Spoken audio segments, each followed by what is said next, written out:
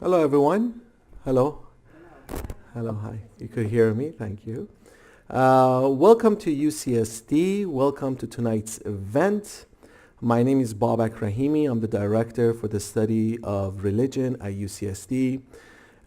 This event is sponsored by the religion program, by the program for the study of religion at UCSD, and is also co-sponsored by the Department of Literature and also Third Studies. Now, for the undergraduate students here, I welcome you to look into the Department of Literature, study of religion, also Third Studies, and consider it as possible minors and majors. And obviously, I would encourage you to enroll in our classes because we offer fantastic classes. As for tonight's event, it's an honor for me to introduce Professor Karma Lekshe Tsomo, a specialist in Buddhist studies. She has taught at University of San Diego, which is not far from here, since 2000. She offers classes in Buddhist thought and culture, world religions, comparative religious ethics, religious and political identities in the global community, and negotiating religious diversity in India. Her research interests include women in Buddhism, death and dying, Buddhist feminist ethics, Buddhism and bioethics, religion and politics, Buddhist social ethics, and Buddhist transnationalism. She integrates scholarship and social activism through the Sakyadhita International Association of Buddhist Women and Jamayang Foundation, an innovative education project for women in developing countries, with 15 schools in the Indian Himalayas, Bangladesh, and Laos. So I would like us first to welcome Professor to begin the talk. Thank you.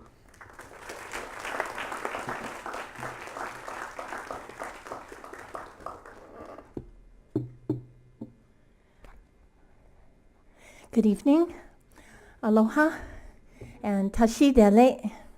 Can you hear me? Okay, tashi dele is Tibetan for congratulations, you are alive. Yeah, it's the standard greeting in Tibetan. So I'm very pleased and honored to be invited this evening to speak on the life and legacy of the 14th Dalai Lama of Tibet. So I understand that you're going to have commencement speaker this year, and that's really wonderful. We've been trying from USD for many years, but you did it. So very good, very good. I've been very fortunate to have met His Holiness the Dalai Lama a number of times. In fact, I studied in the same village where he lives for 15 years. So sort of like neighbors, I mean. But we were very privileged to meet him often. And I've had an opportunity to sort of observe his life and his way of being in the world since 1972.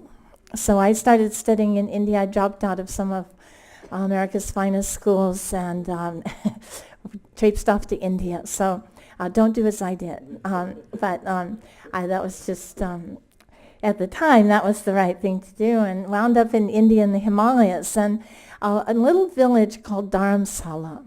So Dharamsala is in Himachal Pradesh, and it's literally a village. So I was not sure exactly what to include in the presentation this evening.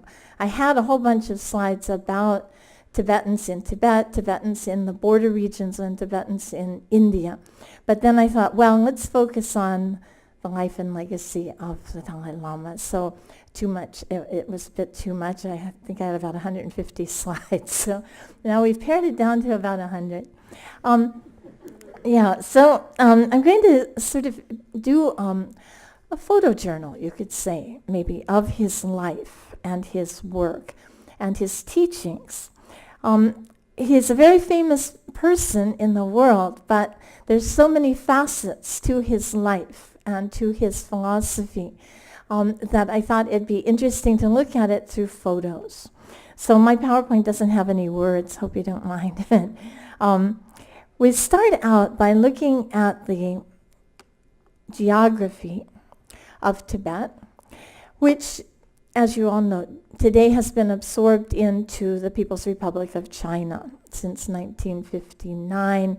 Between 1950 and 1959, His Holiness tried to broker an agreement to allow Tibet to maintain its culture and religion and let the PRC take care of the foreign diplomacy and the currency and defense and all of that. But unfortunately, it didn't work out. And I'll illustrate, his eventual escape to India. But you can see here on the map today, this all looks like, can you see the slides? Is there any way to turn this down a bit? Or dim the lights? You can see, okay. Okay, then. You'll see that in this map, China is enormous. When we look at the Tibetan cultural region, however, we'll find that about half of China's landmass today was historically, traditionally, according to the Tibetans, part of Tibet.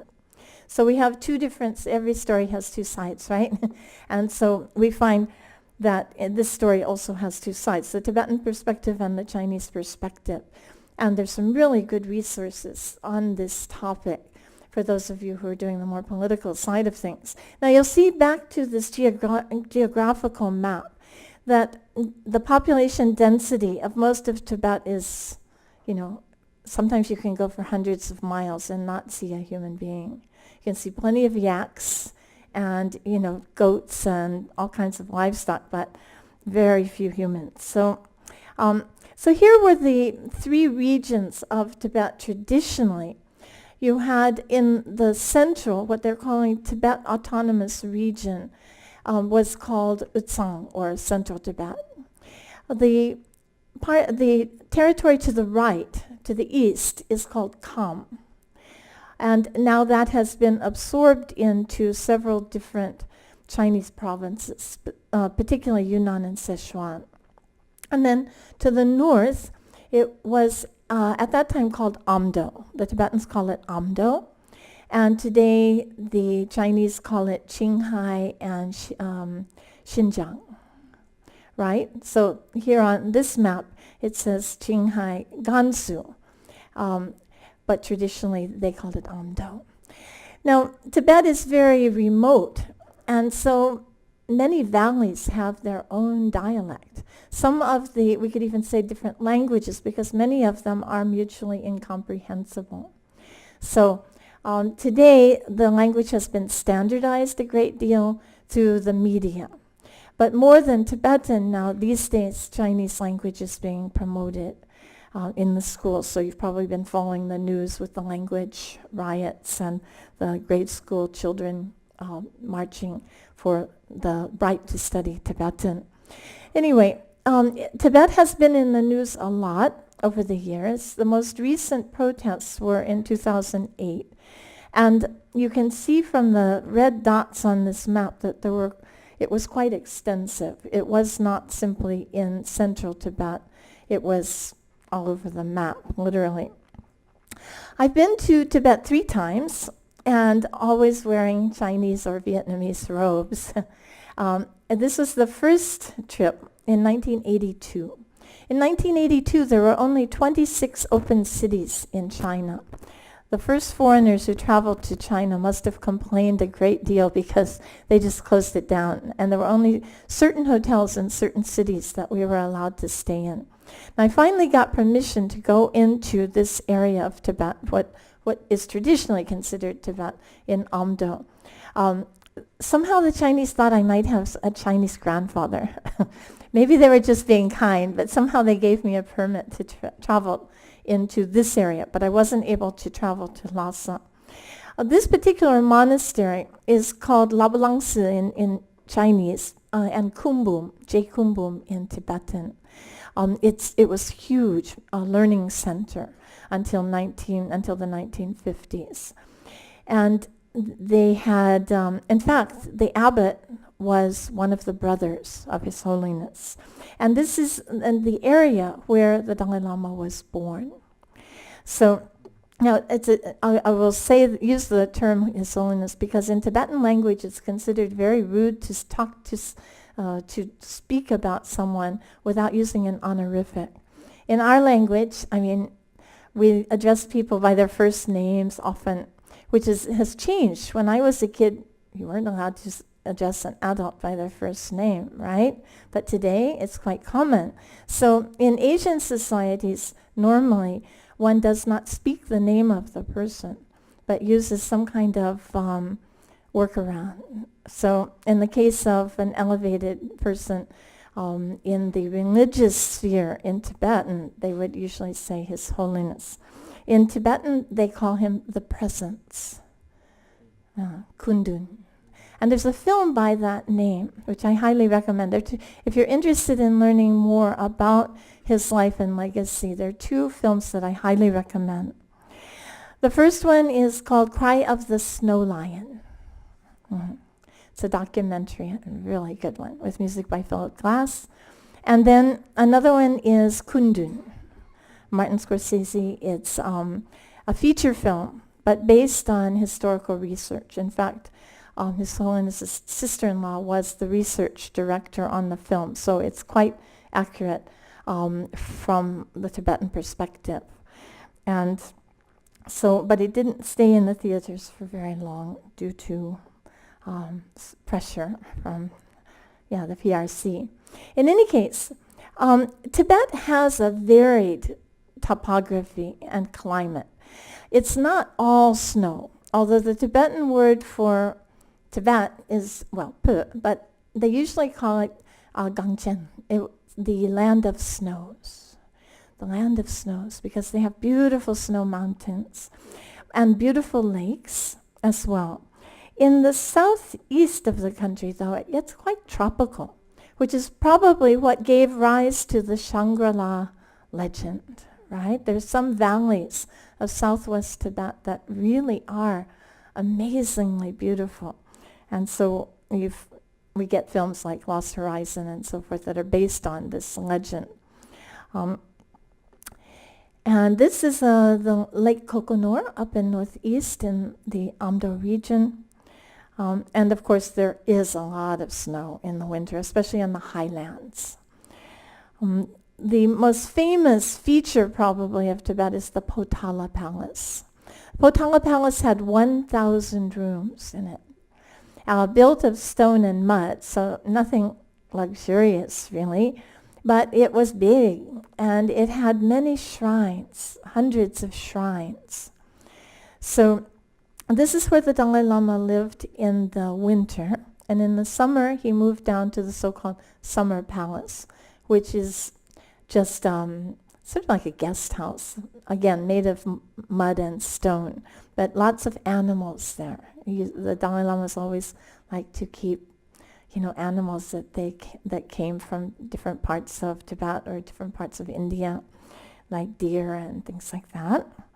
So now here you see the snow lion, and the snow lion, of course, lives in the land of snows, and it's probably a mythological animal, but the Tibetans really think it's that they were around, at least at some time. Maybe in hiding from humans but that's their legendary sort of mascot, the snow lion. And one of the largest Buddhist publishers in the United States is called Snow Lion Publications. So you can see the architecture of Tibet is very simple. In fact, you can collect the materials locally. You can just gather up the bricks, the mud, and the stone, and just smush it together. They also had a kind of rammed earth construction of the buildings, and then all you really needed to buy was the wood and the glass. But of course, wood and glass were very precious materials, so they had to be brought from far away. Glass usually had to come overland by donkey train from India. And so it had to be packed in big boxes with straw between them. I've seen it. It's quite amazing. Certain areas of Tibet did have trees at one time. Today, unfortunately, most of the forests have been decimated. Now, religion was the central concern for the Tibetans. Before Buddhism was brought to Tibet in the 8th, 9th centuries, maybe 7th, but really got going in the 8th century, they had their own indigenous religion called Bön. Bön is still alive today. In fact, His Holiness considers it one of the 5 branches of religion. In the Tibetan government, they have equal representation, even though there are only a few thousand Bonpos today.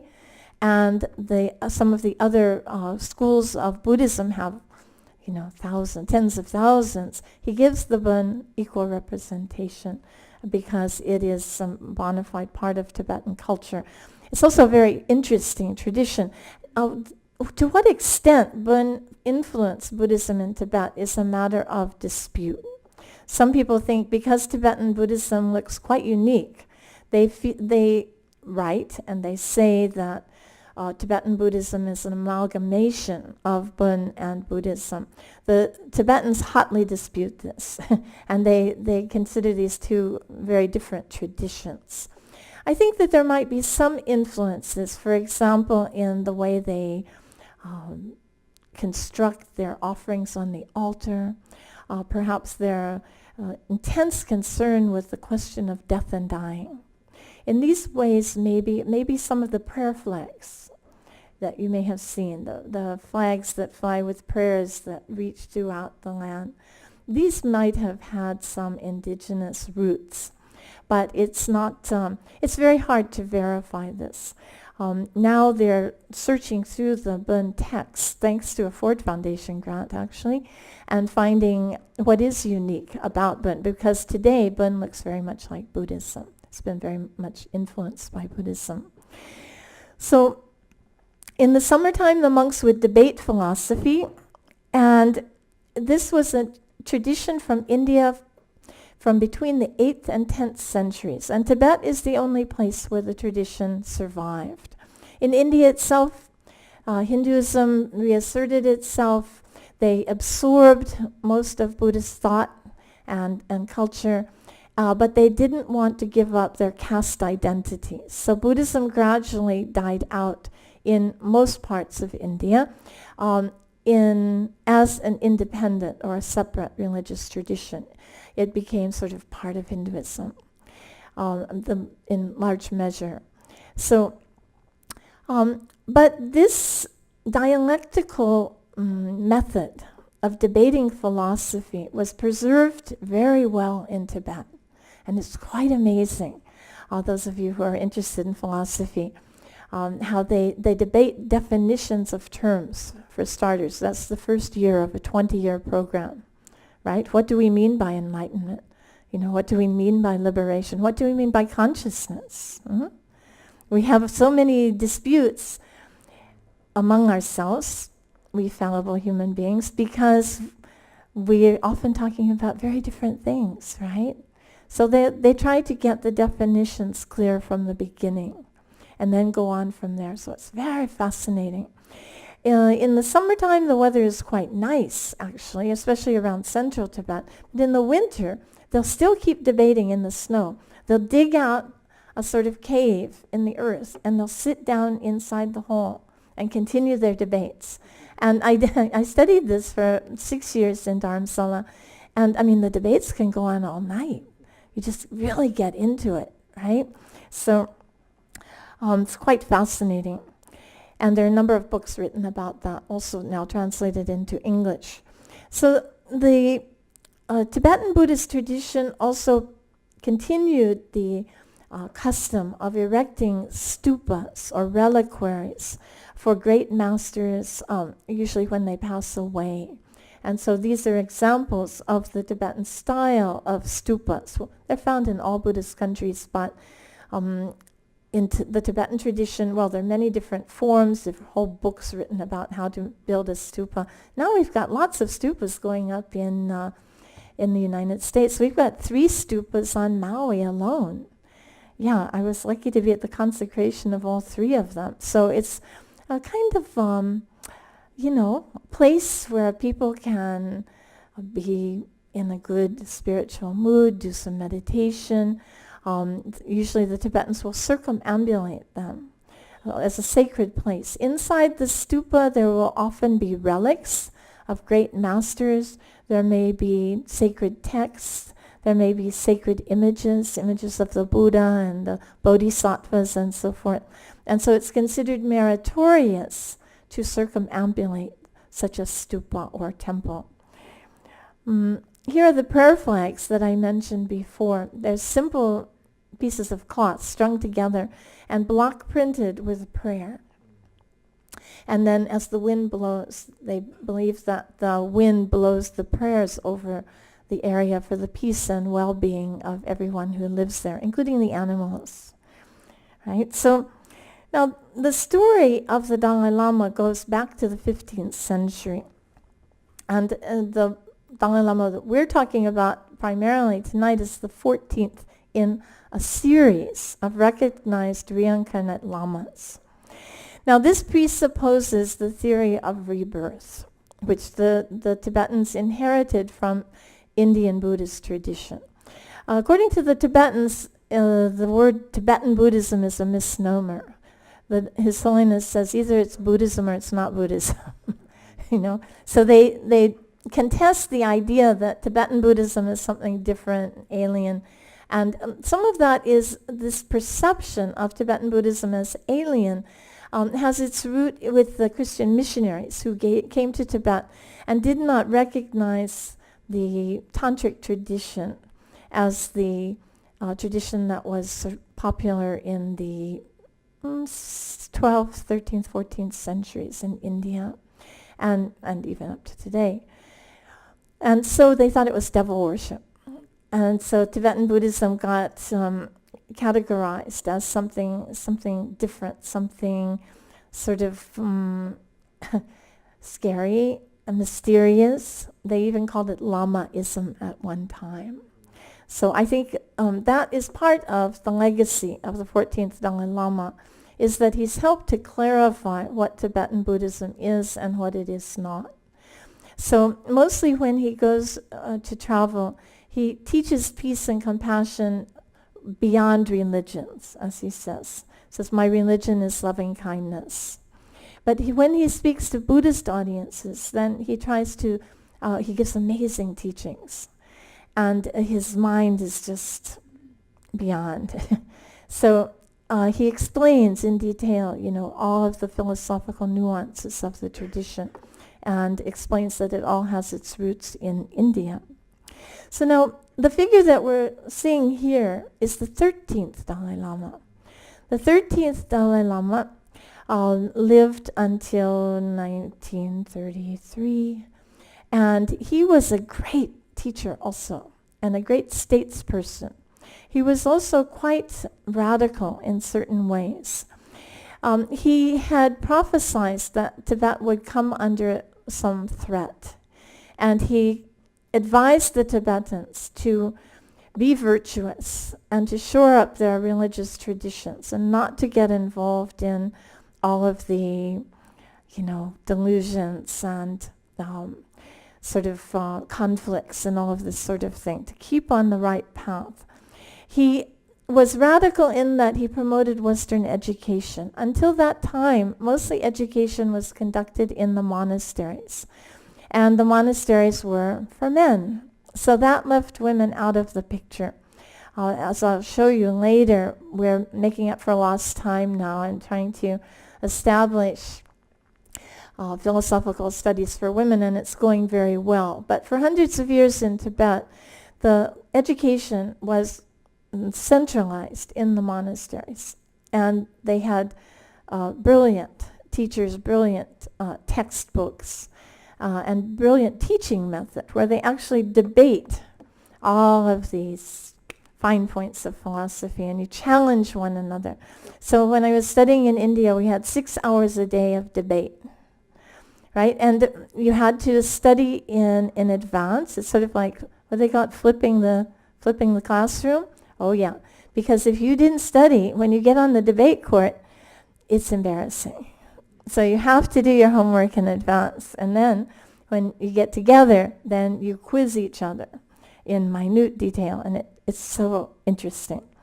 So that was the system. And when the 13th Dalai Lama started to promote Western education, it was at first the great monasteries rejected it. They resisted it because they were afraid that if they opened up to Western education, they would lose their own traditions, that Buddhism would decline.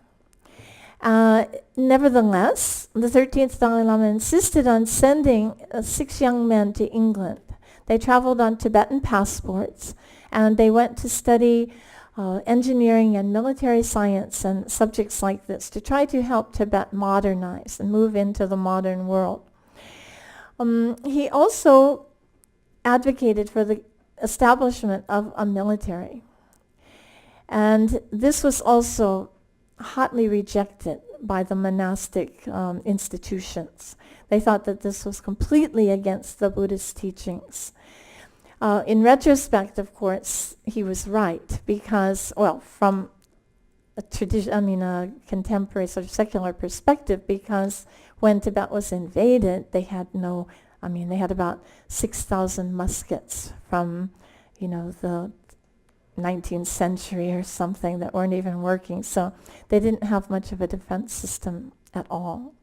And so, in any case, at one time, he was so adamant about these reforms that he fired all the abbots of the big monasteries, the 3 great monasteries in Tibet, Ganden, Drepung, and Sara. Each one was like a city in itself with over 10,000 monks, a whole community there, self-sufficient community basically, except they were dependent for food on the local community. But that was pretty simple because mostly the Tibetans ate samba. Samba is ground barley flour. It's a very convenient food because you can harvest it once a year, roast it, grind it, and then carry it in a little bag. And then all you need is your butter tea, and you mix it together, and then, that's breakfast, that's lunch, that's dinner. And then if you want to go into retreat, you just take a big bag of samba, a skin full of butter, and all you need is to collect some water from the stream and boil it up, and you're done, right? So in any case, in these big monasteries then, like any institution, sometimes they get fossilized. And for example, with so many monks living together, you have to have a system of distribution. Now, in the Buddhist tradition, the practice of generosity is highly recommended. So giving, they say giving. So to give food to the poor, especially to give food to the monastics and to the monasteries, is thought to be good karma and to have good consequences in the future. So Tibetans would make offerings of sampa or barley flour to the monasteries, and then it was up to the officials or the workers in the monastery to distribute it. And the way they did it was that all the monks would gather for puja in the morning. Puja means a religious service. So they would get together and chant for a couple of hours, and during that chanting, they would come, the young monks would come running in with the tea, and they'd pour everybody a cup of tea, and then everybody would pull out their bag of sampa and make their breakfast or their lunch or their dinner. That's the way things worked, and it still works that way to a great extent. I was just in India in January with the Kala Chakra celebration in Bodh Gaya, where the Buddha got enlightened. And the little monks would race in with the tea, and it was almost like being in Tibetan. So in any case, he chucked a lot of them and tried to start all over again. But in the end, his intention of trying to, especially to implement land reform, because the monasteries themselves, because of this policy or this ideal of generosity, when people died, they would also give lands to the monasteries. So the monasteries did have large land holdings. And that was a point that later the communists criticized a great deal. So he wanted to do a land distribution. But again, he met a lot of fierce resistance from the monastic institutions. So he was a reformer, but he was not completely successful in his reforms. If they had listened to him, history might have unfolded differently. So here he is with the noble people. Now that was one other way to get an education, was to be in the service of His Holiness. These officials were trained in literature. Their handwriting was impeccable. And Tibetan is a very difficult language to spell. It's actually a nightmare to spell. So these officials were the experts in Tibetan grammar and handwriting and composition. So that was their job in particular. Again, we can't help notice they're all men, right? With our modern sensibility, I just had to notice. So there he was, the 13th Dalai Lama. And then he also made some predictions that there would be harsh times coming to Tibet. And you can read some of his works. They've been translated now into English. The rebirth, his rebirth then, you see, he's the 13th in the lineage, and the 14th then they set out to find. So how did they do it? Well, the attendants and the great lamas around the previous Dalai Lama, the 13th, then set out on a search mission to find the 14th. And this is what you can see portrayed so brilliantly in the film Kundun. It's the very first scene, is that the search party arrives. Now they sort of leave out the part about how the officials went to follow up on all of the tips, the clues that they saw, and many of them were sort of mystical. For example, they went out to a lake, and in the lake they saw certain letters that directed them to the northeast of the country. Many of them had dreams, right? And visions, like visions of a monastery with a gold roof on a hill, and down below a farmhouse with a blue tiled roof and a dog with a spot on one eye. And then they also, when they didn't bury the 13th, they set him upright, his body upright, and his body turned to the northeast direction. There were also many sightings of moss growing on trees in the northeast, which is very unusual. Obviously, normally it would be in the southern direction with the sun. So this all led to the idea that the 14th Dalai Lama would be born in the northeast. So they set out on a search party, and they arrived at this house with a farmhouse, with a farming family, with several children already, 2 girls and 3 boys already. And some of them had already been recognized as reincarnate lamas. So they sort of tested the young baby, here shown in his mother's arms, with prayer beads. And this is also brilliantly portrayed in the film Kundun. And what they did was to reverse roles. The servants dressed up as lamas, and the lamas dressed as servants, just to sort of mix it up a bit, right? But when they came in, the boy was immediately attracted to the prayer beads of one of the so-called servants. And he reached out for it, and the Lama said, "I'll give it to you if you say who I am." And he said, "Lama." So,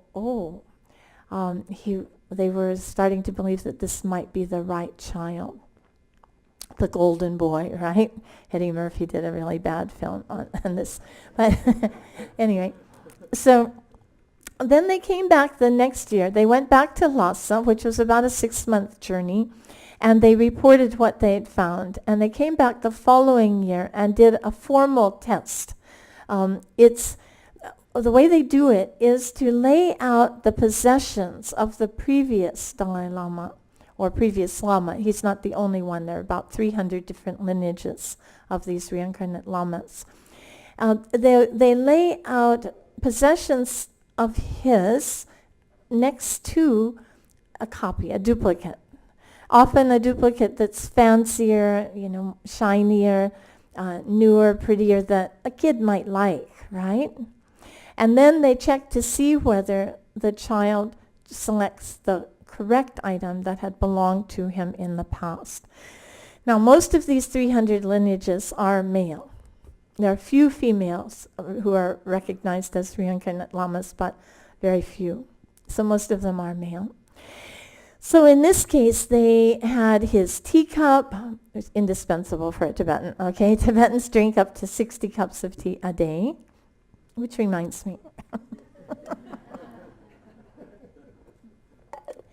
Yeah, so 30 to 60 cups of butter tea a day, imagine. It keeps them nice and warm.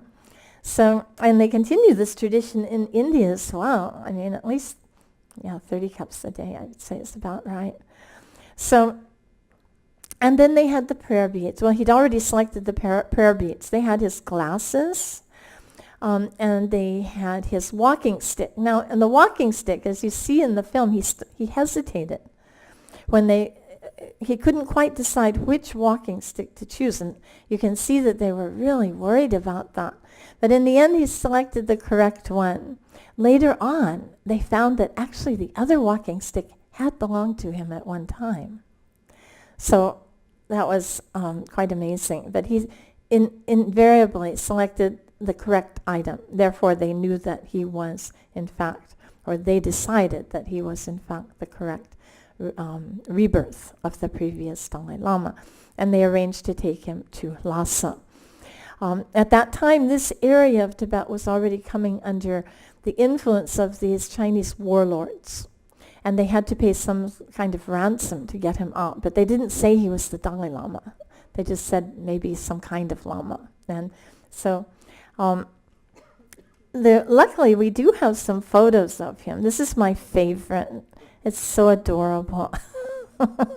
And you see the Tibetan clothes and the little pundit's hat. Actually, this is a pundit's hat from India, but it really caught on in Tibet. And they still wear them today. So I just am so grateful that someone took these photos and managed to preserve them over the years.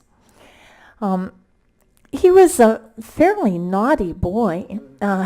He was always, having fights with his brother and so forth, but he was quite precocious, you could say. His mother was extremely loving. He talked so affectionately of her, and her biography has just been published. So he was taken then to Lhasa for education and was eventually enthroned as the 14th Dalai Lama, just still a child, He wasn't completely lonely. Of course, he did have to separate from his parents once he stayed in the Potala Palace, because no women were allowed to enter the Potala Palace. At least they could not stay there overnight. So, but he did have a whole crew of loving caretakers, monks, and some of them were sort of like playmates for him. He talks about them sometimes and how he misses them. So his mother did come to visit sometimes. His father was quite a wild man, and but they moved to Lhasa, so he did get to see them sometimes. So you see the little Tibetan outfit. So cute. And so he had a very strict schedule of studies. Every day, all the monks are required to, and nuns actually, are required to memorize certain verses. And they are given the verses in the morning, and then they're tested on them at night. Now today in our modern education systems, we don't do much memorization. But even when I was a child, we had to memorize a poem every week, right? And that, good, some of you had that too. In Tibet, that's the deal. You memorize the book first, and then you learn what it means. And that continues until the present day. So he had a lot of work to do. And sometimes he was quite naughty, and he got scolded. So here's another picture of his family. with his older sister, younger sister, and one brother. Okay, Galtendu. Yeah, so this is after they moved to Lhasa. Then they had a high status, so they were given a house and so forth. And he, staying in the Potala, then was expected to perform a lot of ritual activities, sort of formalities of the position, you might say. And he learned to do all of this. And there are some touching scenes of him sort of looking out the window at the kids ice skating and thinking, oh, I'd like to do that too, you know. But he had to fulfill his responsibilities as a recognized reincarnate Lama. So they pray for hours and hours a day. And then people will come for blessings, they'll come for advice and so forth. So it's quite a heavy responsibility for a young child. Now, I went to school with a number of these tulkus. They're called tulkus, recognized reincarnate lamas, because many of them lost their monasteries in Tibet. And then when the attendants from the previous lama went to search for the child, they would find them, but there was no monastery for him to go to. So they would bring the child to our school. So we had probably about 10 or 12 of these reincarnate lamas. I was always a little bit jealous of them because they could memorize so quickly. It was almost as if they were just remembering something they already knew. They just take the book and it, amazing. And they were also quite naughty. Oh, but they all turned out well. It's quite remarkable. So, but of course, he is the highest, recognized as the highest of all the tulkus. And they had a sort of a schedule, a ranking system in Tibet. This is another one of my favorite pictures. So obviously it was posed, but he looks so sweet.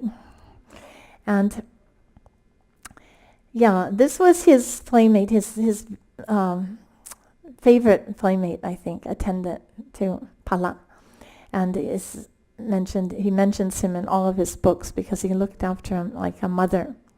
Now, because of the changing circumstances in Tibet, he was required to take his exams for the Geshe degree when he was still very young. They wanted him to take over the government because the flaw in this system is that during the minority of the Dalai Lama, someone else is in charge. And we all know how that can go, right? The powers at court and so forth, competition and so forth. So they wanted him to take over the reins of government. And he really was reluctant to do that because he was just a kid. But the first step was to take his Geshe exams. Now, the Geshe exams sometimes they call it a doctorate in philosophy. Similar, but it doesn't have the liberal arts component. Basically, they study 5 sciences, medicine, the arts, and so forth. But mostly, it's about philosophy. You don't need to study other languages, even Sanskrit, although Sanskrit words are incorporated into Tibetan language, so they do know some.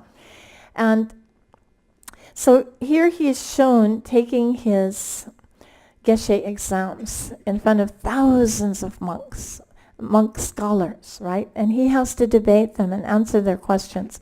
And it's really quite scary. I mean, because it's not like, our exams where we can prepare in advance. I mean, any question can get thrown at you at any time. And you have to answer properly. And the way the logic system goes is that one question leads to another, and eventually it sort of shows the limits of logic. You can take any position you want. There is a God, there isn't a God, enlightenment happens, enlightenment doesn't happen. You can take any position, but you have to be able to defend it using logical reasoning. So anyway, he passed his exams with flying colors. And then he was asked to take over the reins of government. So in that position then, he was invited to Beijing in the 50s. And he went to Beijing to try to argue for the freedom of his country. So between 1950 and 1959, he really tried to work out some kind of resolution to this impasse. Now the tensions between China and Tibet had been building for centuries. You can read the history. At one time, Tibet even conquered much of China in the 7th century. But they had what they called a Lama-patron relationship. So Chogyal Pakpa, who was the great Sakya Lama, was, a teacher of Qinlong Emperor, the Emperor Qinlong. And from their side, obviously, from the Tibetan perspective, the spiritual teacher is the higher ranking of the two. The patron is, right, just the sponsor, right? But then the Chinese saw it from their side in the inverted fashion. So that sort of led to some misunderstandings. In any case, he went to try to work out some solution. He went with the Panchen Lama, who is the second ranking Lama in Tibet, and they met with Mao Zedong and Zhou Enlai and so on. And they had a lot of good discussions. For the occasion, they dressed him up in this, sort of ancient style, which is not typical for a monk, but because of his position, they asked him to wear this very, very traditional, sort of fancy, formal garb. And they had conversations for days. You see Zhou Enlai on the left, and his mom was a Buddhist, yeah? That's how a lot of temples and monasteries in China were saved, because Zhou Enlai put the brakes on before they could demolish them. But at the end of their conversation, Mao Zedong said, yes, but religion is poison. The tradition, the archetypal Marxist adage. And then the Dalai Lama got really worried, and he wasn't sure this was going to work out. So when he got invited to India in 1956 for the Buddha Jayanti, Buddha Jayanti is the celebration, this was a celebration of 2,500 years after the Buddha. So when he got invited, he accepted the invitation, even though it's a really long trip from Tibet to India, because he also wanted to make allies. And in retrospect, that was a really, really good decision. So he met with Nehru, he met with many heads of state, many religious leaders. Here he's shown, of course, all of this was new to him. Cars and, India. India is always considered the holy land for the Tibetans because it's the heartland of Buddhism. It's the Buddha was born just over the border in Nepal and got enlightened in India and taught in India for 45 years and died in India. So India is called the Pakpeyul, means the noble land. Yeah. So here he is again shown with the Panchen Lama, who was also young like he. And this is at the Theosophical Society in India. So he was definitely making alliances here and there. In the end, there came a time when the situation was untenable. They were getting reports of lamas who had been kidnapped and disappeared. And many had been killed. And at first, in 1950, when the Chinese came in, they passed out silver dollars and were really friendly. But later, the situation changed. And because the lamas were so highly respected, this really worried the Tibetans, that they weren't dealing with someone who respected religion. They were dealing with something that they hadn't encountered before. So one day in 1959, the Chinese government invited His Holiness to a drama performance. But they insisted that he come without any bodyguard, no security. And His Holiness said, oh, fine, no problem. But his people said, no way. They wouldn't allow him to go. And Tibetans, 20,000 strong, surrounded the summer palace where he was staying and refused to allow him to leave. So then he consulted his counselor, you might say, which was a medium, the state oracle of Tibet, And they go into trance. It's all very dramatic. And he said, leave tonight.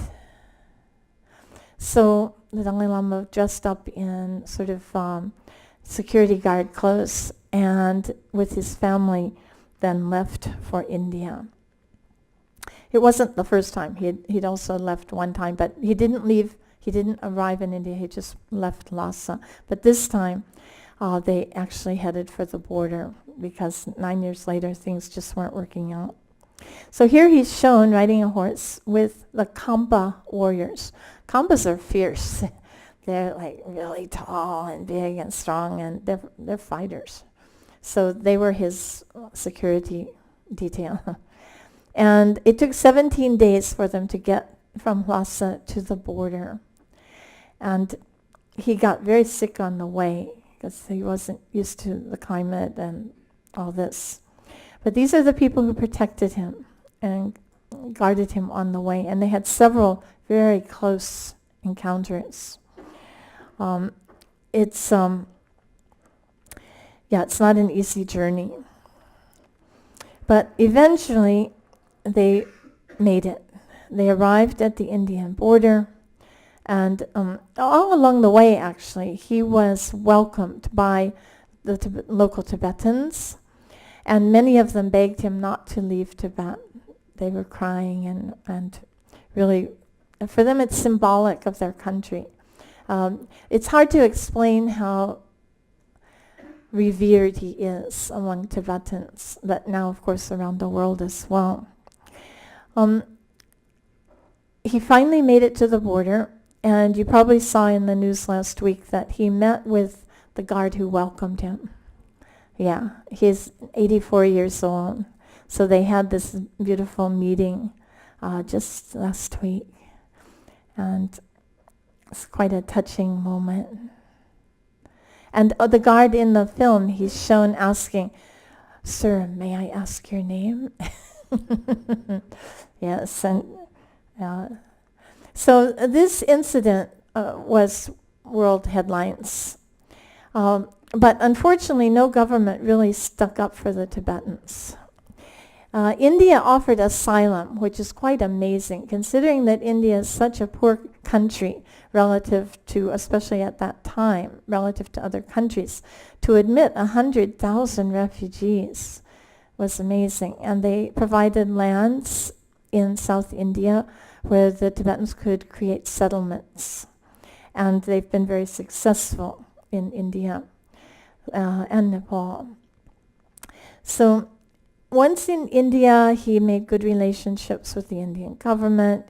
He was very close friends with Nehru. And it was Nehru's mistake, really, not to recognize Tibet as an independent nation. Now today, India spends a quarter of its GDP, is that GDP? Yeah, on military to protect that border. And the Chinese also, they've got, 250,000 troops lined up on either side of the border, right? The Chinese have 250,000 there, and the Indians have 250,000 here. And they could be using that money for other things, right? Roads, schools, right? But, so that's history. Here he's shown with his mother. They've arrived in India now. She was really a remarkable woman. I never met her, but he speaks so highly of, everyone speaks so highly of her. So I can't wait to read the book, her biography. Oh, let's repeat. Okay, so here's the whole happy family. And I don't know how you do this, but it shows his 4 brothers, his mother on the left, the older sister next, who is the one who created the Tibetan Children's Village in Dharamsala, because a lot of children lost their parents during the exile from Tibet to India. And so she created this Tibetan Children's Village, and it's still continuing today. So they educated a whole several generations of young Tibetans. And then you have the older brother. All of them are quite brilliant, and they all worked for Tibet in their own ways. The older brother is like a diplomat. He's the one who's been going to Beijing and trying to work out some resolution. He speaks Chinese. And then one was a professor at Indiana University. The other was first maintenance worker in New Jersey, but then took charge of the Tibetan Medical Center in Dharamsala. And then to the right, you'll see Jessen Pema, who is his younger sister, who's now in charge of the Tibetan Children's Village. And then on the very right is Ngari Rinpoche, the youngest, who's really naughty, very naughty. And but he actually became head of the Tibetan Battalion of the Indian Army. Yeah. So now, one thing that His Holiness did immediately was to bring together all the religious leaders who'd managed to escape. And so, contrary to, some of the tensions that divide religious traditions, I mean, the nearest friends are often the most contentious, right? And we can get together for interreligious dialogue, but can we get together with the branches of our own tradition? That's the question. So he completely transcends all of those kinds of barriers and tensions, and he brought together all these great masters and started to collect all of the books that they'd managed to escape with. Mostly, they weren't able to take very much. They'd often say, I left Tibet without even my teacup. And that, for a Tibetan, is a disaster because, did I mention the tea, right? So, you'll see the Sakya Rinpoche, the Karmapa, Dujom Rinpoche to his left. To the right, Ling Rinpoche, Trijang Rinpoche, and Bakula Rinpoche. Bakula Rinpoche is actually an Indian citizen who managed to negotiate with the Indian government because he was a Ladakhi. And so they are like Tibetans, but they're Indian citizens. So in 1904, when the British drew the McMahon Line for British India, right, they drew it at the top of the Himalayas. So the people who fell on the Indian side of the border became Indian citizens. Well, that actually worked out pretty well for them because they were able to maintain their traditions. The downside was that they were cut off from their religious heartland, which was Lhasa, and all of the sacred sites of Tibet. There are hundreds and thousands of sacred sites in Tibet because of all these. They were not so much concerned about material technology, they were concerned about spiritual technology. And they developed it to an extraordinary level. So the Ladakhis and all of these border people used to send their sons to Tibet to study, but now that was cut off. In fact, many of them were arrested and spent jail time, but the Indian government got them out because they were Indian citizens. I know some of them. In any case, so that was an important thing. He immediately set out giving teachings because he wanted to preserve the culture of Tibet. And Buddhism is a large part of Tibetan culture. It's a major part. And here you can see in very humble circumstances, he would just teach whoever came, and he still does that. I mentioned that I just went to this huge gathering in Bodh Gaya, and people come from all around the world. There was translation into 60 languages. I mean, one of the biggest contingents was from Russia. Yeah. I mean, there's 3 Buddhist republics of Russia, right? Including one that's in Europe. Did you know that? And they all follow the Tibetan Buddhist tradition. And they have money, they can travel, so they come to India for teachings. And even there have been some tulkus now born in families, in Russian families. So primarily, His Holiness meditates about 8 hours a day, somewhere between 5 and 8 hours a day. So he's a combination of someone who's very, very traditional, because that's his role, is to protect the tradition. And at the same time, he's very modern in outlook. He also reads 13 newspapers a day. So I've seen him on occasion when they used to bring in this jade cup for him to drink his tea out of, right? And they'll cover their mouth with a white cloth. and they'll bring in the jade cups so that they don't contaminate it with their foul breath, right? But then His Holiness said, no more jade cups. He wanted an enamel mug with a yak on it. So they said, yes, Your Holiness, yes, Your Holiness. So they went and found an enamel mug with a yak on it. And then from that time on, they come in with their mouths covered, holding the enamel mug for him to drink his tea from. It's hilarious. He meets with people from around the world, because I was out in the courtyard debating for 6 hours a day. I saw the famous people that came to see him. I didn't always know who they were, but if it's like the Prince of Denmark or something, then word would get around. So, and he'd also meet some of these meditators that were invited to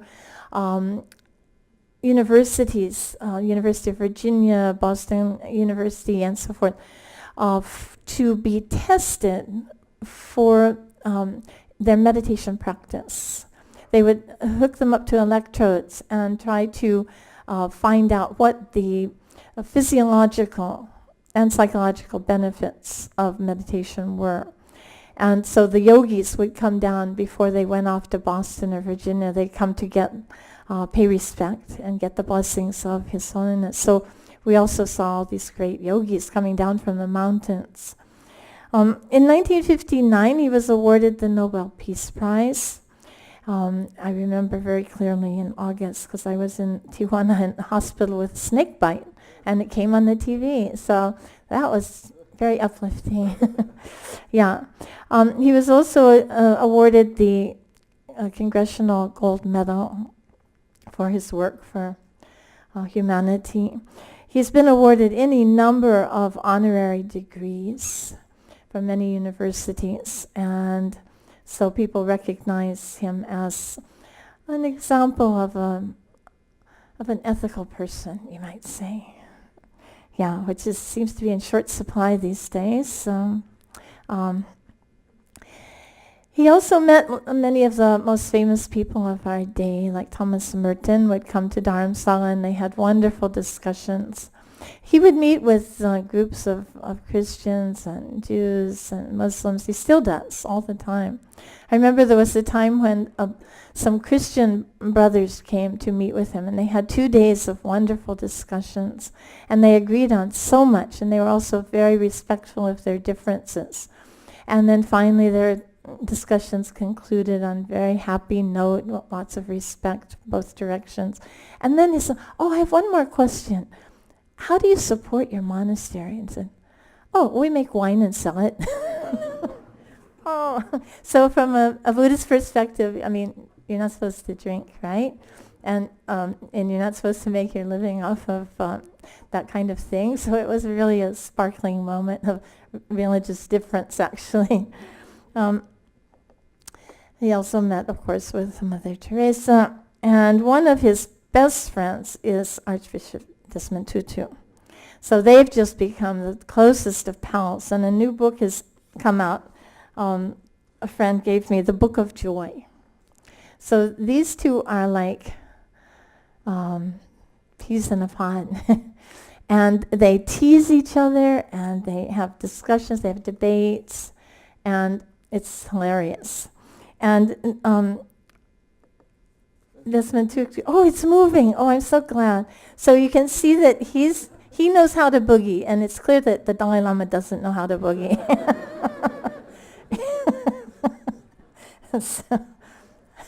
So cute. Yeah. So His Holiness has visited Hawaii a number of times. In 1994, I invited him to Honolulu, and he made a 4-day visit both to Oahu and to the Big Island. And he gave many events. One was a huge gathering at the Waikiki Shell for maybe 7,000 people. And then he gave a day-long academic event. He also met with Native Hawaiian leaders. And we also had an interfaith event, which was really lovely. So, and then we invited him for tea. But he doesn't drink tea. He doesn't eat after 12. He keeps the monastic discipline very strictly. And so we served him hot water. But, he's met with President Obama a number of times, sometimes through the back door, sometimes through the front door. But and actually, Obama's sister is a Buddhist, but they didn't mention that during the campaign. So they had some really nice discussions too. He has met with Aung San Suu Kyi, who is now the de facto Prime Minister of Myanmar. And so he's met with a lot of world leaders. He's made a lot of changes in India. As I mentioned, in some ways he's very, very traditional. For example, he'll never wear a sweater. Why? Because the Buddha didn't wear a sweater. And because it's the tradition. Tradition. Yeah. Tradition is very important in terms of maintaining one's culture. And when one's culture has almost been literally destroyed, people become really keen to preserve whatever they can, whatever's left of the tradition. So he considers wearing the robes in this particular style is very, very important. And it's said to be, there's a prophecy that the decline of the Dharma, of the Buddhist teachings, will be when the monks just start wearing any old thing. So he tries to keep up a certain dress code. And at the same time, he's so open-minded, especially in encouraging women's education. So those schools that he started in the Tibetan Children's Village admitted girls as well as boys, and that's completely changed Tibetan society. So now we have young women going to law school, medical school, and so forth, and in pretty equal numbers. So, of course, it takes more than one generation to change attitudes towards women, but it's really remarkable how much progress has been made. In the nuns community, for example, before the nuns did not wear the yellow robe in Tibet. But when I asked him, why don't the nuns wear the yellow robe? And he said, oh, they don't? Oh. And that afternoon he announced that nuns henceforth should wear the yellow robe. It was as easy as that, right? And then one time I asked him, why aren't nuns allowed to attend the Great Prayer Festival? In Tibet, it was only for monks, right? And he said, oh, they're not attending? Oh, they must attend. And then he changed it. He can change things just like that because he's the leader, right? And they all respect him so highly.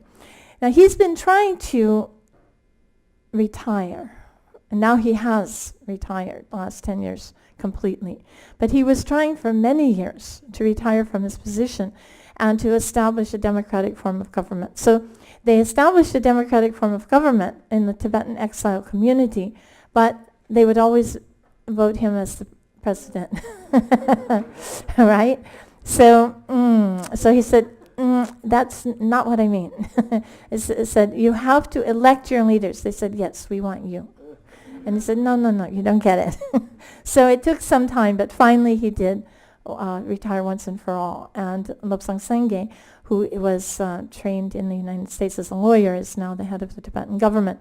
So he wants to try to institute systems that would work when Tibet achieves its independence. But he hasn't been talking independence. Now this is the interesting thing, is that he renounced any intention for Tibet to become an independent state in 1986 at the Strasbourg Accords.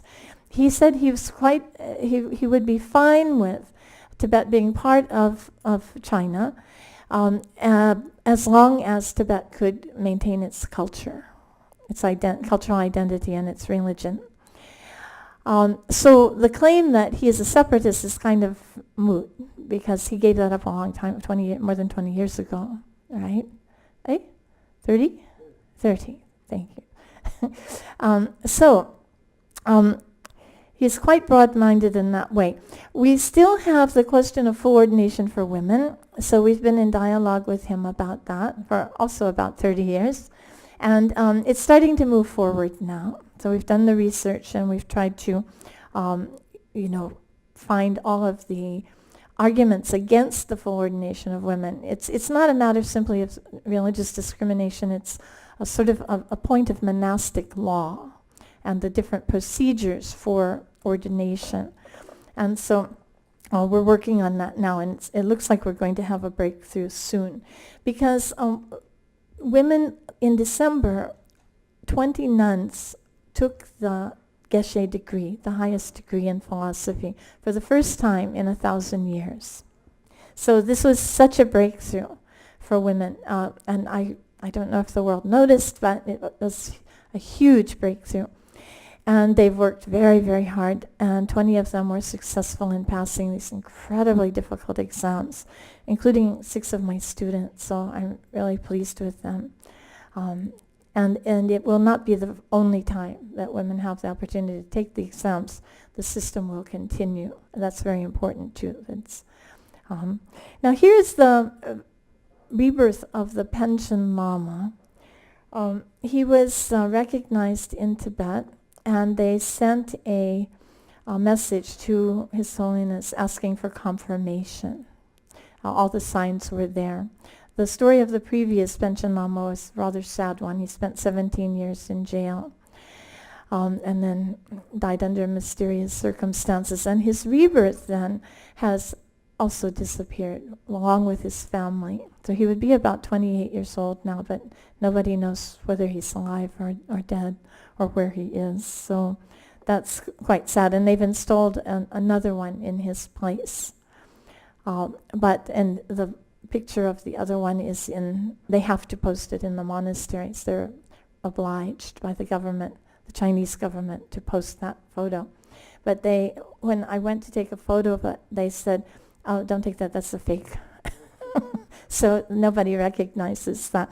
So this brings up the question of the rebirth of the Dalai Lama and how that will play out.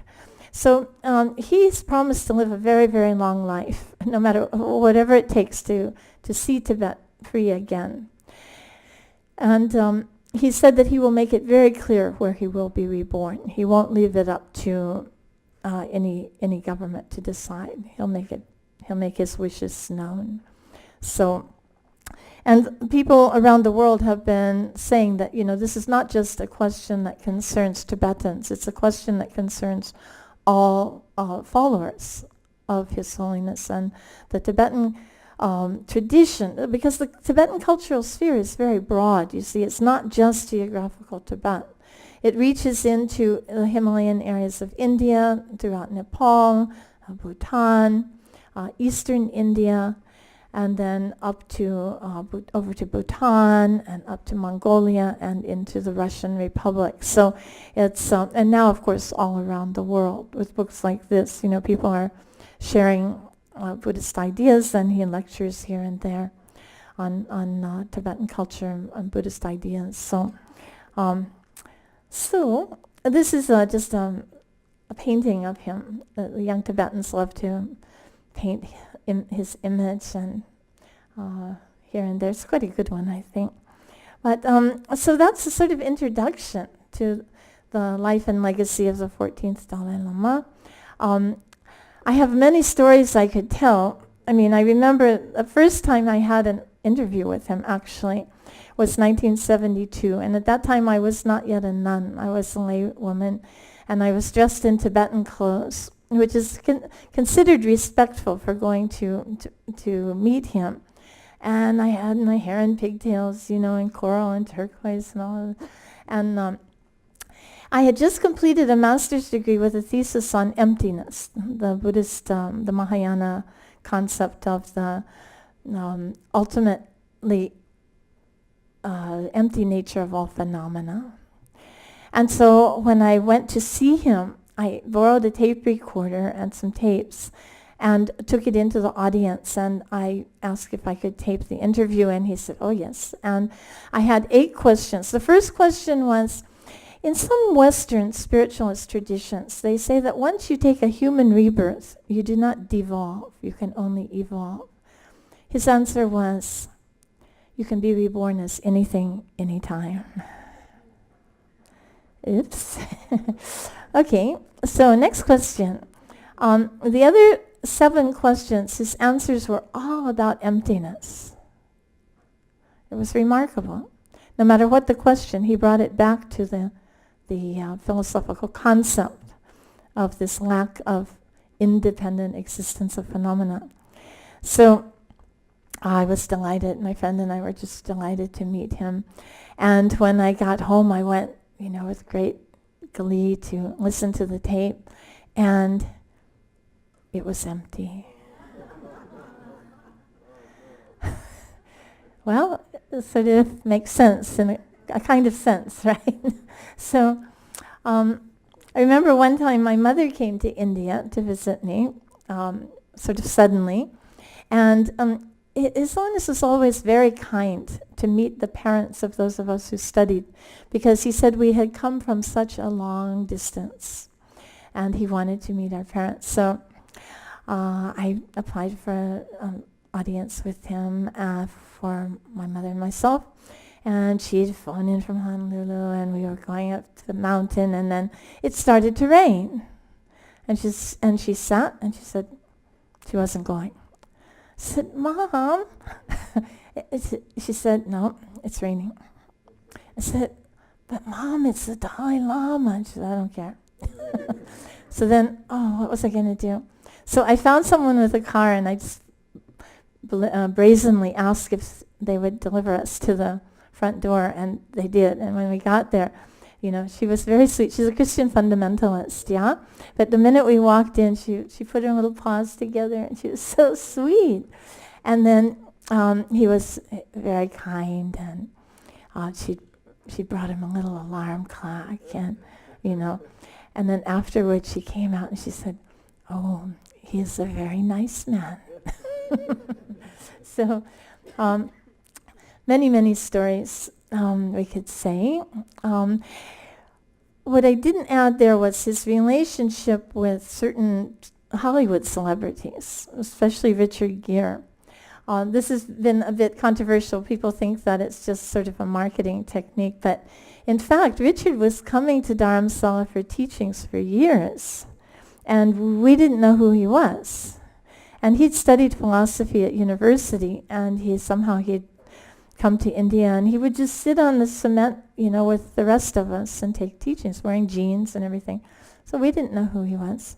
But eventually they found out that he was famous, and so they gave him a cushion. Yeah. So he's been very supportive of many Tibetan enterprises. And one time I was sitting next to him at a conference in Delhi where he offered $10 million for health care for Tibetan lamas. So he does a lot of good work. It's not just a fad or a publicity stunt. Yeah. So what questions do you have? So we are open to questions. There are 2 microphones there, so in case you have any questions, please, we invite you to ask questions. Oh, there you go. Hi, I have a quick question. Yes. Thank you. Regarding the Panchen Lama, the one that China installed, I heard that he escaped the China control or whatever, and has met with the Dalai Lama and is now free. Is that true? That's the story of the Karmapa. The Gyalwa Karmapa, thanks for this question. The Karmapa is a different Tulku lineage. In fact, it was the first Tulku lineage in Tibet. And the Karmapa is ranked about 13th in this ranking system. And he was born in Tibet, recognized at quite at an early age. He had left a letter describing where he would be born. He'd escaped Tibet rather early, in 1956. He saw it coming, and he'd settled in Sikkim, which was at that time, it got taken over in 76 by India. But he came out in he came out in 56, so 20 years. So it was still an independent Buddhist kingdom at that time. And he taught in India, and he was a very famous Lama. And then he passed away in 1982. And his rebirth was found in Tibet and recognized. And he was installed in Surpu Monastery, which is just, well, if the roads were good, it would be just an hour outside of Lhasa, but it took us about 3 hours over bumpy roads. So he was installed there and started his education. And he escaped about 10 years ago to India. It's quite amazing. And he's fluent in Chinese as well as Tibetan. He's quite brilliant. And he's been under the supervision, the care of the Dalai Lama since he arrived in India. And they found a monastery for him to stay in. His Holiness provided everything for him, including tutors, so that he could become the great teacher that he's developing into. He's quite an interesting figure in that he's a feminist, and he's a vegetarian, and an animal rights activist, and environmentalist, and fluent English. So he's also begun a process of ordaining women. So it may be that whereas the Dalai Lama himself is constrained by certain formalities and certain very conservative senior monks, the young Karmapa may be able to get it done. So, and he wouldn't be doing it without His Holiness's tacit approval, I'm quite sure. So this is the one that has a duplicate in India. And someone had promoted a different Lama as the Karmapa. So both the Panchen Lama and the Karmapa, they have this disputed claims. But I think in the case of the Karmapa, almost everyone accepts the one that was recognized by His Holiness Dalai Lama. And, well, check it out for yourself. You know, the Buddhist thing is that we don't have to believe in anything. Yeah, we just, check it out. If it works, then if it accords with one's own experience, then we accept it. So that's what His Holiness teaches in terms of universal responsibility, universal compassion, is that if we practice compassion in everyday life, then we're happy campers, right? Our lives become easier, and our relationships become better, and even our health improves. So it's just a matter of checking it out for ourselves, testing the teachings and seeing whether or not they work. If so, if people want to want to practice, loving kindness, that's a good thing, right? We need more loving kindness in the world, don't we? And compassion. But he's really not into making people Buddhist. Quite the contrary. He keeps saying, don't become Buddhist. If you're a Christian, be a good Christian. If you're Jewish, be a good Jew. If you're Muslim, be a good Muslim. No need to become a Buddhist, right? Just practice your own tradition, but do it well. So that's quite extraordinary. Yeah. Is that clear? The history there of these two disputed lineages.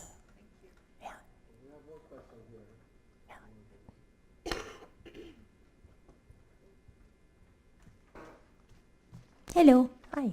Oh, this is a little bit of a personal question, but I just was asking, what's one thing that you believe can lead to a life full of happiness? Oh. I know it's a little bit away from the Dalai Lama, but Well, it's actually quite appropriate because that's the kind of thing that he talks about all the time. It's really very simple. All we have to do is get over our self-cherishing, right? It's our attachment to self that makes us so unhappy.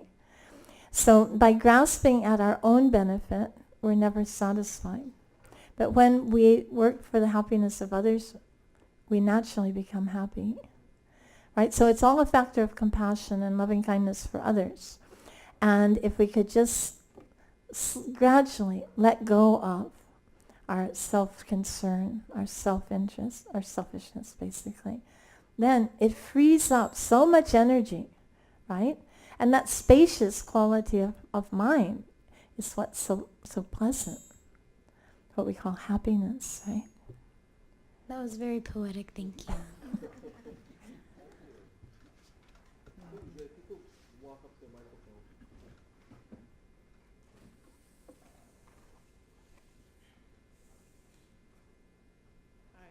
Hello. So could you explain emptiness to a 10-year-old? Oh, it's the most... Emptiness is the most profound concept. But I think that if we were going to explain it to a 10-year-old, we'd explain it in terms of dependent arising, that all things are interrelated. So because things are interrelated and changing all the time, there's no fixed identity to things. And then we can check it out, that a person is not the same at 10 years old as they were when they were a baby. Right? We call them by the same name, but they're changing all the time. Because things are not fixed, things are interrelated and impermanent. So that's the main idea.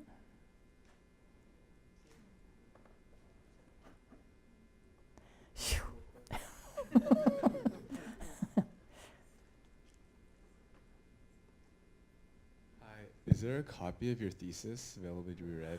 Oh, actually, you know, I'm so sorry, but I burned it. Okay.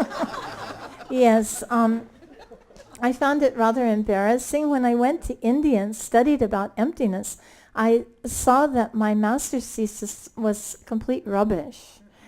And so I lit a fire in Manoa Valley, and with the resident Lama together, I threw it into the flames, and we got busted by the Honolulu Police Department, who came up and said, "Oh, no open burning." And I said, "Yes, officer, I totally understand," and put in the last pages. So fortunately, there is no embarrassing remains.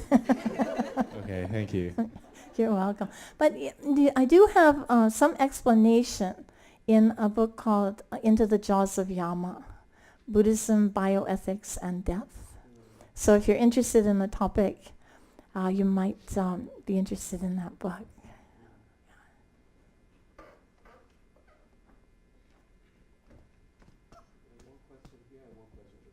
Hi. I don't quite understand about this emptiness just based on, very, very simple understanding. So if there is emptiness, if there's no independent sense of things, why do you insist on preserving a culture and the tradition? Ah, good question. Okay.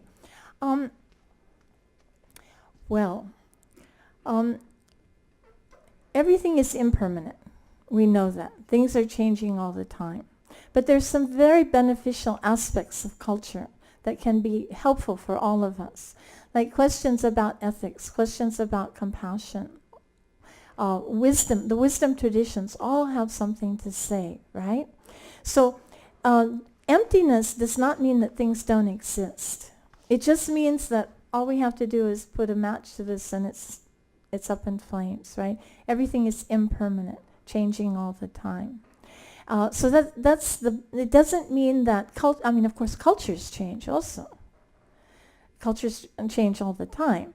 But once a culture is destroyed, it's impossible to reconstruct it. So when we see the cultures of the world today being destroyed left, right, and center, it's quite tragic because many of them have something to teach us.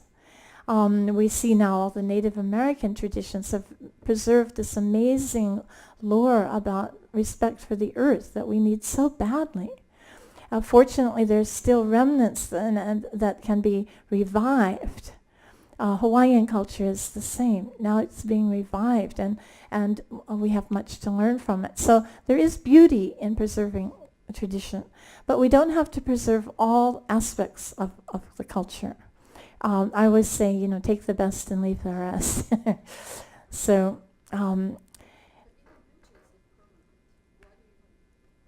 sorry? So all the good things you talk about are also impermanent. Why do you want to preserve that? Well, that's true. That's true. Also, the good things are impermanent. Also, we are impermanent. So we have to recognize that. And that's what brings the Buddhists back to the present moment. You see, if we recognize that things are impermanent and lacking in any kind of fixed eternal existence, then we appreciate the beauty of this very moment, which will never come again. Usually we're so spaced out. We're thinking about what we did in the past, what we're going to do in the future, worrying about this and that, regretting this and that. And so we miss the present moment. So that's why the Vietnamese monk talks about present moment, wonderful moment. He said, this is the time, right here, right now. This moment is absolutely precious, and if we live completely in the moment, then we can let go of our attachments to past and future, all of our fantasies and this and that, and be perfectly content and happy right now. So it's a win-win.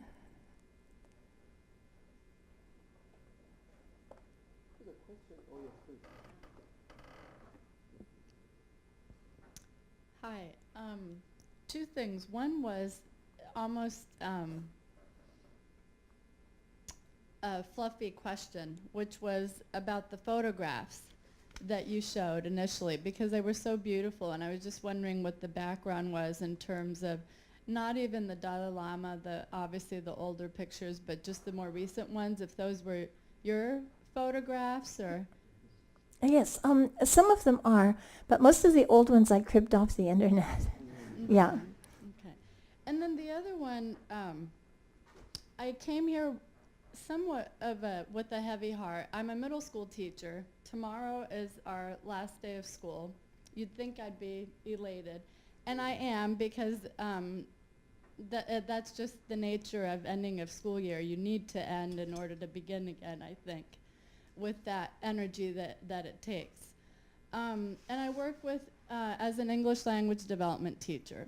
And I just had a student who all of a sudden was gone as of last week. And I teach 6th, 7th, and 8th grade. Most of them are either recent immigrants. Some of them were born here in the US.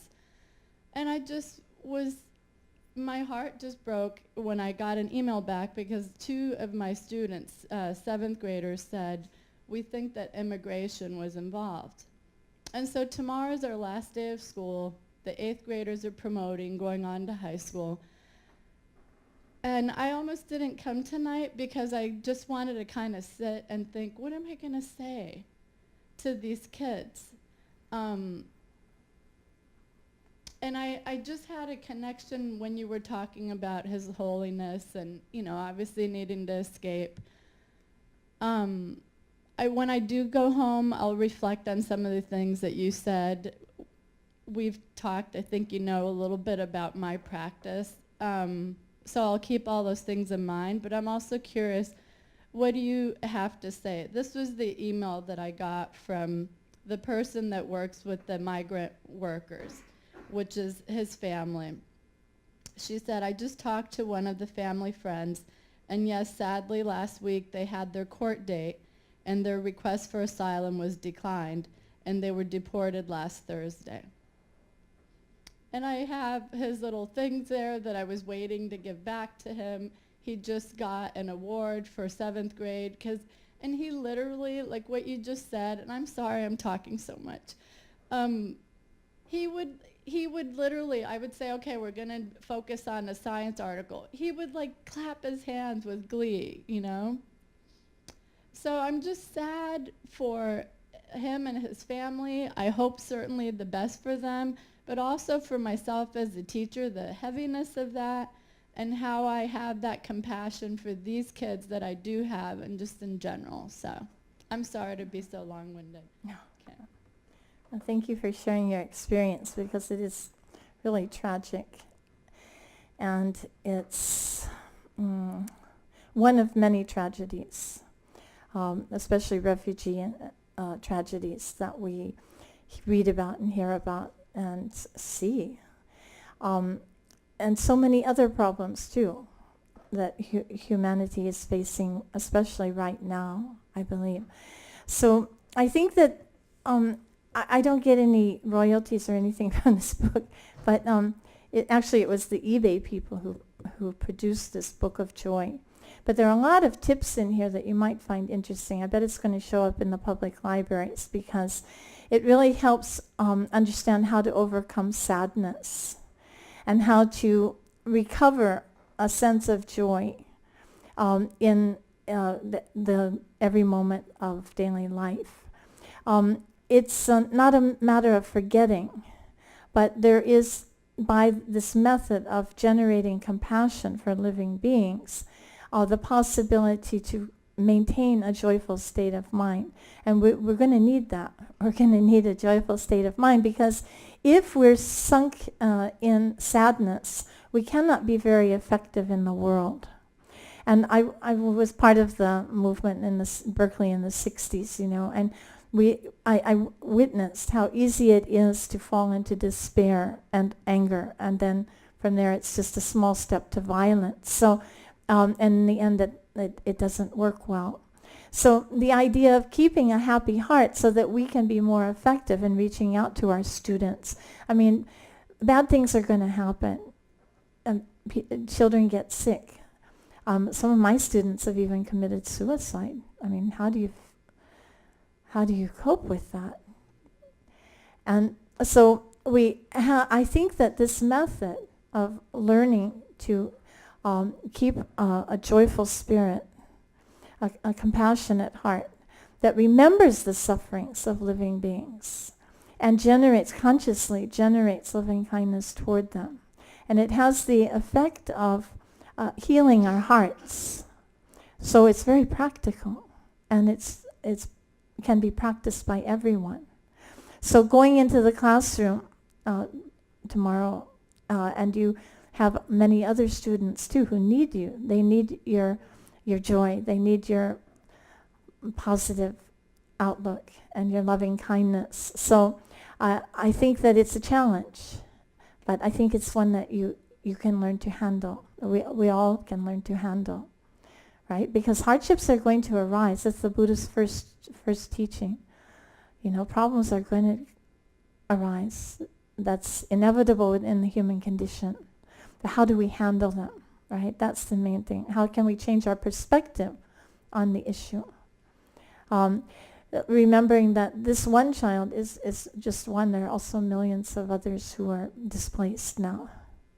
And then also, I'm an activist. I think that we can sign those petitions and we can work to change the laws, and we can make our voices heard in terms of immigration and so many other political problems too. Yeah. So, carry on. One more question.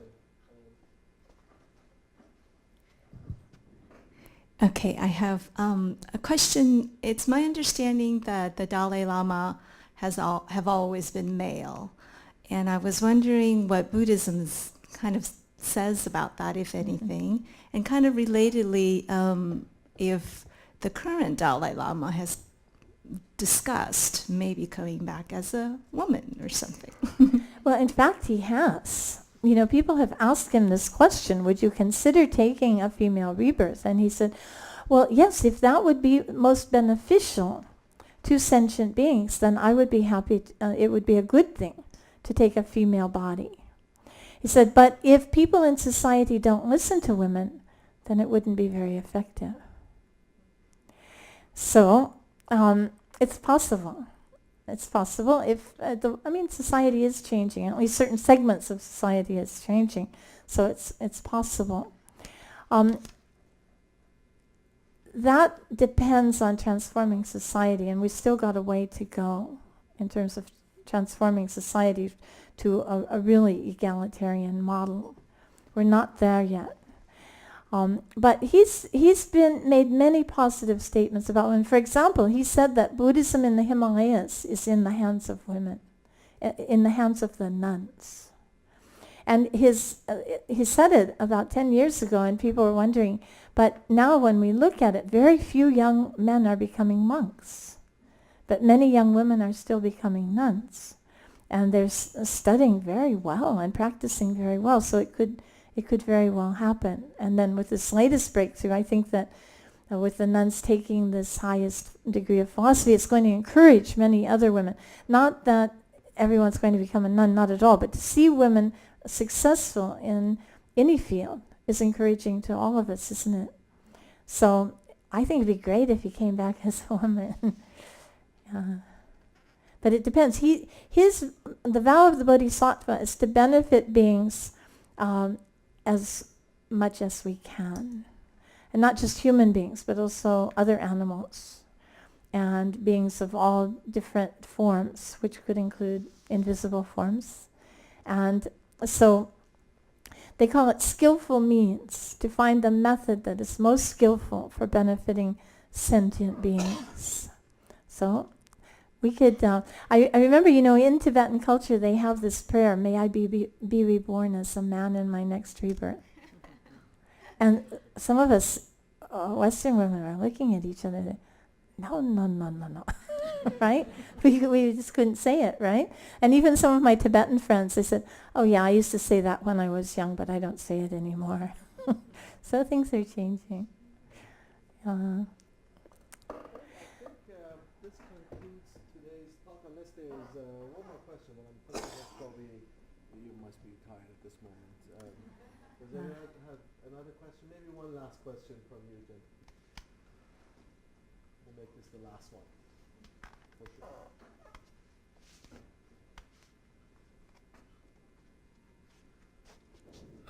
Insofar as the Dalai Lama and many of the higher spiritual people have been exiled, has been good in some sense to the world, but the Chinese are not going to give up Tibet, and they're building a railroad and they're populating Tibet with a lot of Han. So how does the Dalai Lama and the exile community seek to reconcile this gap between the spiritual culture and the incoming influx of Han people that's going to transform, if not decimate, the original culture? I mean, he seemed to have recognized, as you say, in 1986, that is not going to be a separate, but he's okay with being part of China, but as long as it remains in independence in terms of culture. So I'm sort of wondering, how does that jive in terms of the political situation and the spiritual situation? Yes, well, the situation in Tibet is really, really terrible, and it's getting worse. And the Tibetans living in Tibet are very dispirited. They say it's like living in prison. And they're rewarded for becoming like Han. The better you speak Chinese, the faster you're promoted and so forth. They're making it very difficult for the children to learn Tibetan and to maintain their culture. They've torn down many historical buildings, including some monasteries. And there are some monasteries that are functioning, but very quietly. And as long as they don't voice any political sentiments, they're often allowed to exist up to a point. But if they get too big, then the government will come in and just raise the place. So you might have seen in the paper the last few months, they've been talking about the camp at Ladungar. It's a huge monastic settlement of meditators. And the one who began it, he died he was poisoned, actually. And they came in one time when there were 10,000 people living there. They came down and just leveled the place. Now, 10 years later, it's just built up because it's a sacred site. And hundreds and thousands more people have come in to meditate there and study there. And now, in the last month, the government has come in to start destroying. And they said they plan to destroy 90%. Now, 40,000 people living there. And they plan to destroy 90% of it. So these are constant challenges for the Tibetans, and it's very, very difficult. Their sole hope, really, is their faith in His Holiness and the Dharma, the Buddhist teachings. So all of these teachings on how to keep a happy heart now are very real for them, because if they get depressed, some of the young men have become, alcoholic and so forth, because they feel so depressed at the situation. But of course that doesn't help anything. And on the other hand, I think that the spirit of the Tibetan people is quite remarkable because, privately they keep pictures of their lamas, including the Dalai Lama, and it's a source of inspiration for them. So we all find our inspiration in different places. For the Tibetans, it's all in the Buddha and the Dharma and the Sangha, including their teachers, right? So they always keep this in their heart. And so then, hopefully they never give up hope that Tibet will someday regain its freedom. Not necessarily political independence, but the freedom to be Tibetan, to speak one's own language, to practice one's own religion. That's what they're hoping for. So I think it's a day-to-day challenge. And so we can, by educating ourselves, we can also help to educate others and, try to prevent totalitarianism wherever it may arise. It's the same question, actually, wherever we find it. So, yeah. Okay. Thank you very much. Thank you for a wonderful talk. Oh, you're very kind. Thank you for your good questions. Thank you.